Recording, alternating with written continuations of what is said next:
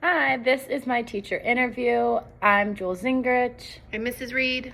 Okay, so classroom management strategies that I've observed in our classroom, a lot of nonverbal cues.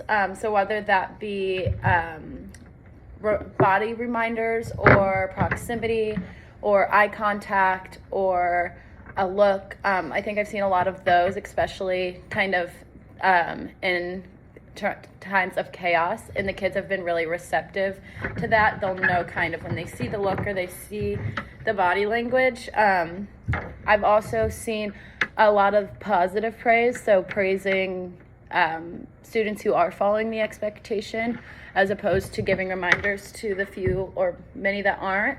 I've seen a lot of like pre-reminders, so we're going to look like this in the hallway and getting them engaged in that.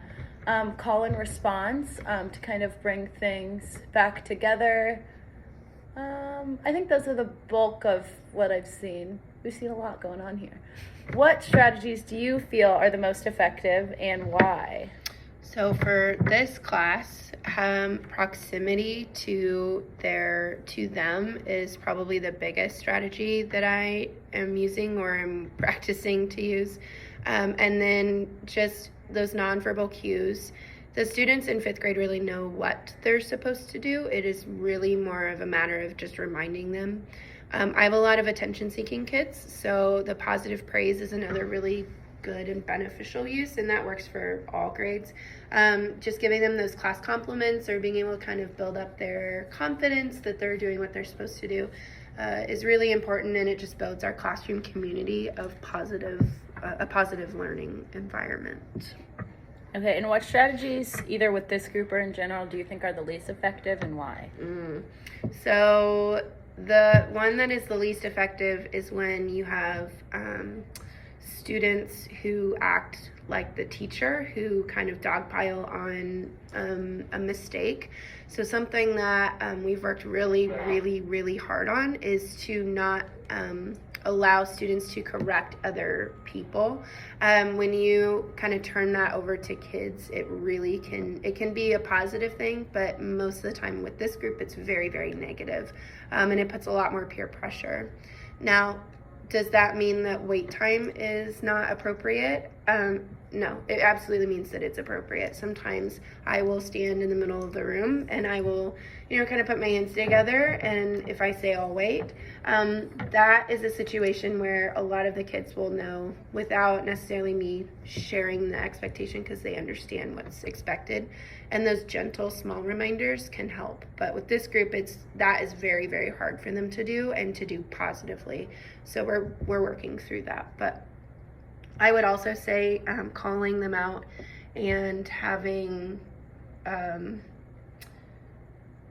calling them out in front of everybody is something that I of course have done in the past, and it's something I'm working really hard not to do. And our group in particular are very sensitive, and so we have to be very careful of that. I have also seen things like think sheets and phone calls home for minor inconveniences in the past, and that's really the least effective classroom management strategy. I always try to kind of deal with whatever we're doing in class with the class before I get parents involved, because I feel like that kind of spends your cards.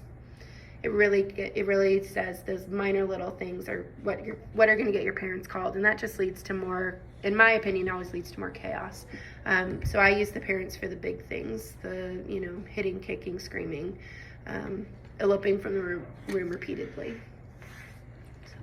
So some strategies that I've either kind of seen Mrs. Reed model or that I've kind of developed throughout this student teaching experience. I think one that's been really powerful is changing from just kind of in a general I'll wait to providing wait time with a specific goal in mind. So I'm waiting for quiet voices. I'm waiting for, and kind of setting the expectation that I'm waiting for. And then that kind of gives them kind of an idea of what the expected behavior is going to be.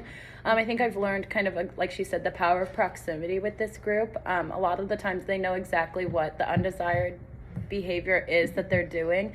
And sometimes putting your body and saying nothing kind of reminds them that it's not necessarily maybe the time or place for that. I think another really powerful strategy that I've seen happen school-wide here at Cordley is give me 5. It kind of draws all their attention to you. And then I've seen a lot of the great people, like as they count down from 5, kind of again setting what that expectation is. So in 5, I want to see you at your seat. In 4, with a pencil out. And again, it kind of models exactly what you want to see, but provides that wait time for them to kind of get it and get to the goal. I think I agree with Jess. I'm trying to really steer away from calling students out by name, which I think sometimes, especially in the midst of chaos or teaching a lesson, can be hard. But I'm trying to find ways to make maybe more general reminders or really specific behavior. So I'm waiting for us to be calm with our body. And so maybe that is only speaking to one student, but instead of using their name, but the behavior I've seen is a little bit sometimes less kind of emotion inducing. Other stuff that I plan on taking with me is to kind of do a lot of call and response. I've seen this work in here, and I've also seen this work in some of the younger grades, but kind of engaging them in like a whole class thing when it's too loud, or instead of like 1, 2, 3, eyes on me, just having something that's a little bit more maybe positive centered, and that they were in charge of kind of creating. So I feel like that empowers them to like be a part of that when they helped create it. So I think those are a lot of the main things that I've seen or learned or developed over this experience. Okay, bye.